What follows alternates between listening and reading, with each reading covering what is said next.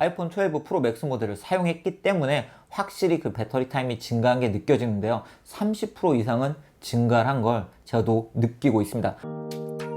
안녕하세요. 빠르게 테크 리뷰를 전해드리고 있는 이프입니다. 아마 어제 아이폰 13 시리즈들을 받아보고 이미 설정도 하고 개통도 하고 그리고 사용하고 계신 분들이 많으실 것 같습니다. 어제 제가 애플 가로수길에 방문을 해서 아이폰 13 시리즈들이 국내에 런칭되는 현장의 모습을 보여드리기도 했고요. 모든 색상을 보여드리기도 했는데요. 오늘은 이번에 출시가 된 4가지 모델 중에서 아이폰 13 프로 맥스 모델을 가장 먼저 리뷰를 해보려고 합니다. 이 제품 어제 제가 이야기를 해드린 것처럼 저는 가장 마음에 드는 색상이 시에라 블루 색상이었기 때문에 시에라 블루 색상의 리뷰를 전해드리도록 하겠습니다. 제가 어제부터 정말 열심히 사용을 해보고 사진도 다양하게 촬영을 해보고 동영상도 촬영을 해보고 있는데요. 실제 사용했을 때 아이폰 13 프로 맥스 모델이 어떤 특징을 가지고 있고 어떻게 달라졌는지 조금 상세하게 지금부터 리뷰를 해보도록 하겠습니다. 다음 영상에선 제가 아이폰 13, 아이폰 13 프로 그리고 아이폰 13 미니 모델의 리뷰도 전해드리도록 하겠습니다.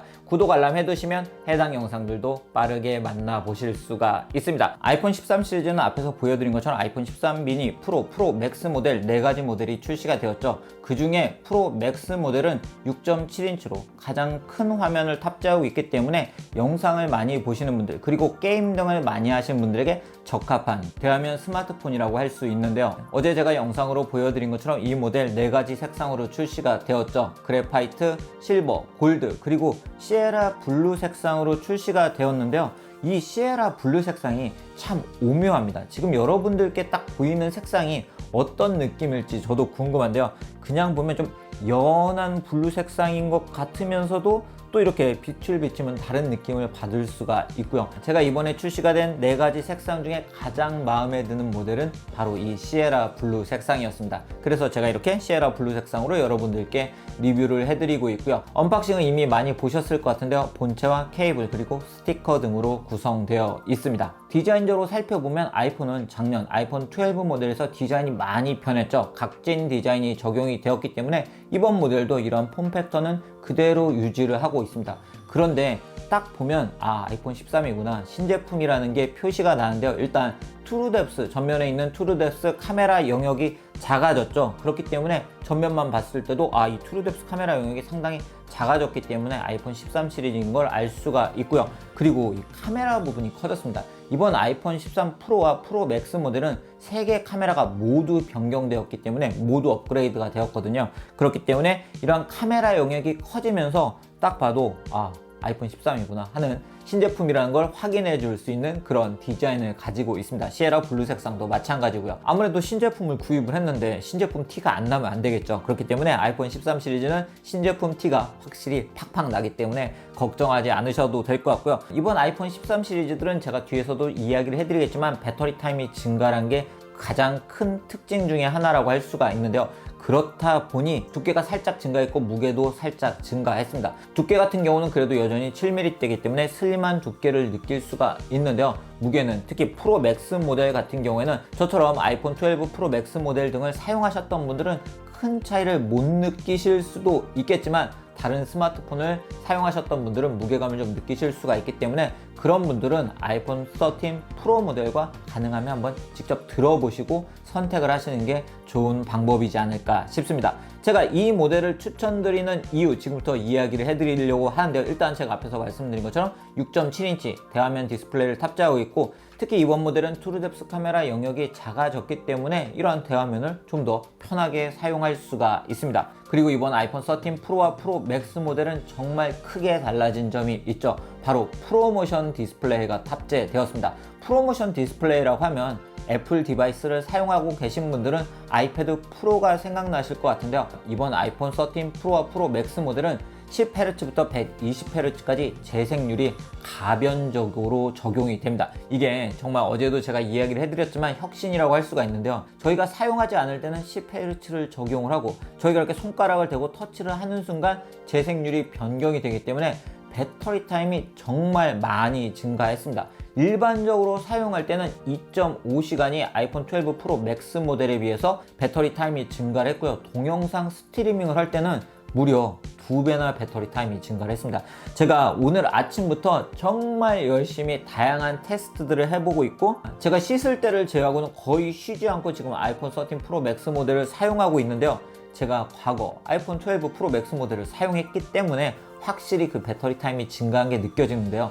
30% 이상은 증가를 한 걸 저도 느끼고 있습니다. 그렇기 때문에 아이폰을 사용하면서 사용량이 많으신 분들, 그리고 보조 배터리 등을 가지고 다니기 싫으신 분들은 프로 맥스 모델을 사용하시는 게 좋은 방법이라고 할 수가 있겠네요. 프로모션 디스플레이로 다시 돌아오면 배터리 타임이 증가하는 데도 영향을 줬지만 확실히 부드러운 화면 전환 등을 느낄 수가 있는데요. 이걸 확실히 한번 느껴보고 싶으신 분들은 저전력 모드를 설정하게 되면 10Hz부터 60Hz까지만 가변 재생률이 적용이 되고요. 일반적으로는 10Hz부터 120Hz가 가변 재생률로 적용이 되기 때문에 확실히 그 차이가 느껴지실 것 같네요. 서드파티 앱들의 경우에는 아직 120Hz를 지원하지 못하는 앱들도 있는데요. 120Hz를 지원하는 앱들을 사용을 해보면 확실히 부드러운 화면을 확인할 수가 있었고요. 이러한 앱들이 앞으로 점차 120Hz를 많이 지원할 거기 때문에 아이폰 13 프로와 프로 맥스 모델을 사용하신 분들은 앞으로 좀 더욱 부드러운 화면으로 다양한 앱들을 사용할 수 있다는 점이 제가 이 모델을 추천드리는 이유 중에 하나라고 할 수가 있겠네요. 두 번째 이유는 바로 카메라라고 할 수가 있는데요. 이번 아이폰 13 프로와 프로 맥스 모델은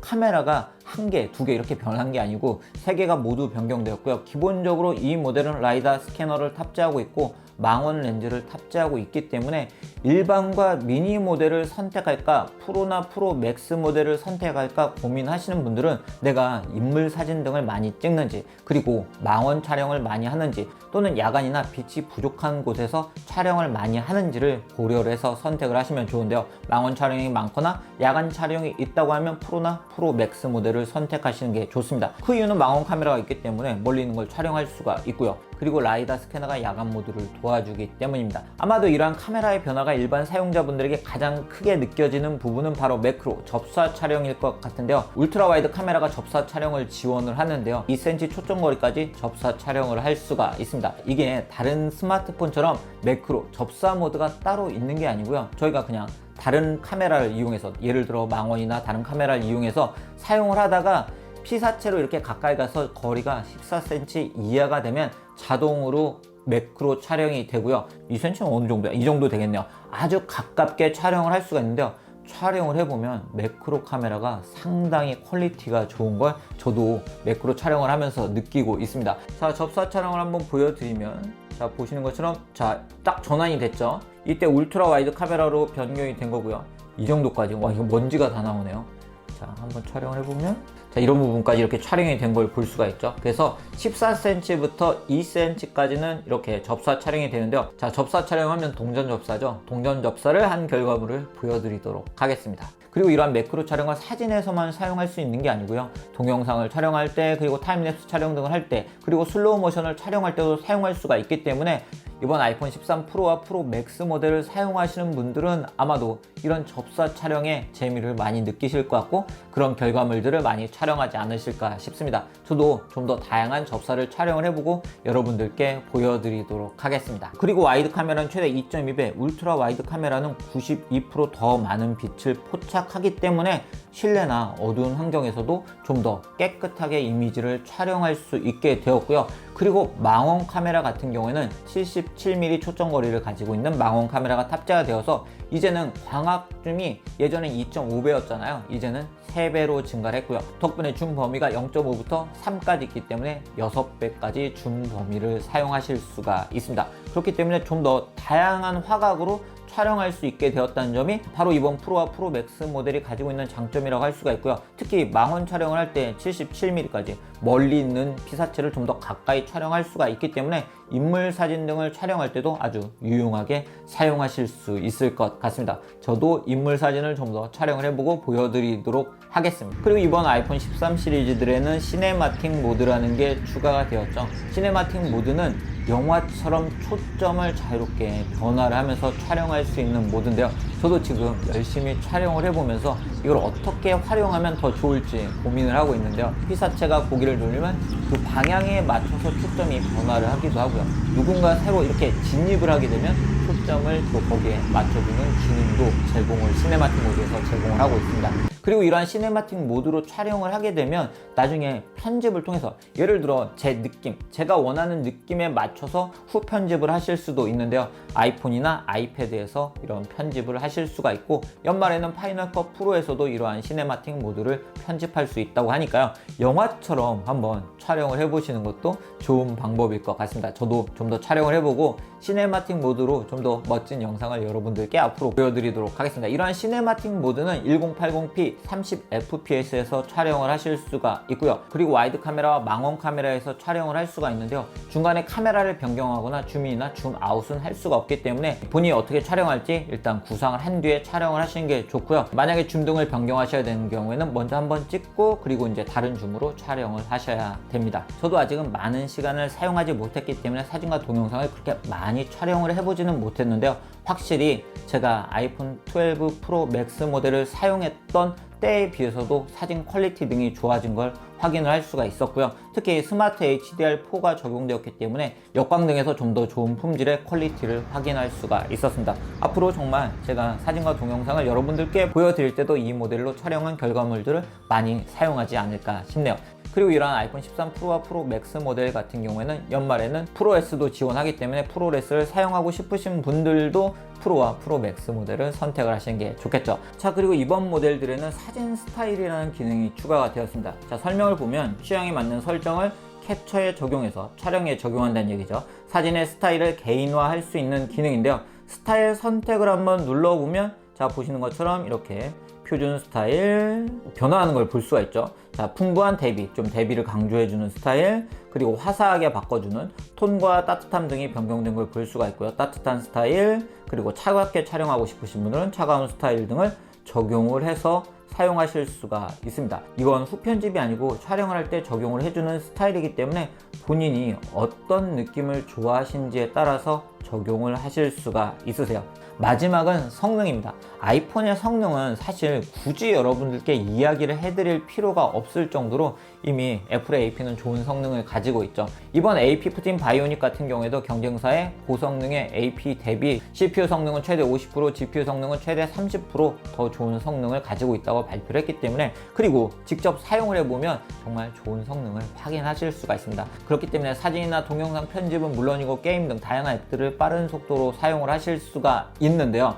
그런데 13 모델과 미니 모델은 4코어, 4코어 GPU가 탑재가 되어 있고 프로와 프로 맥스 모델은 5코어 GPU가 탑재가 되어 있기 때문에 CPU 코어는 동일한데 GPU 코어가 조금 다르기 때문에 이런 고성능의 작업, 그래픽을 좀 더 많이 사용하는 작업을 하시는 분들은 아무래도 프로와 프로 맥스 모델이 더 유리하고요. 그리고 램도 프로와 프로 맥스 모델이 좀 더 많이 탑재가 되어 있기 때문에 그런 작업을 많이 하시는 분들은 프로와 프로 맥스 모델을 선택을 하시는 게 좋은 선택이라고 할 수가 있습니다. 약 이틀 정도 사용해본 아이폰 13 프로 맥스 모델은 일단 저희가 이런 스마트폰을 사용할 때 디자인도 굉장히 중요하죠. 디자인적으로 마음에 드는 그런 제품이었고요. 특히 시에라 블루 색상이 마음에 들었고, 그리고 이 스마트폰을 사용하냐, 아무리 성능이 좋아도 배터리 타임이 좋아야 제가 실제로 사용할 수 있고 제가 원하는 작업들을 할 수가 있잖아요.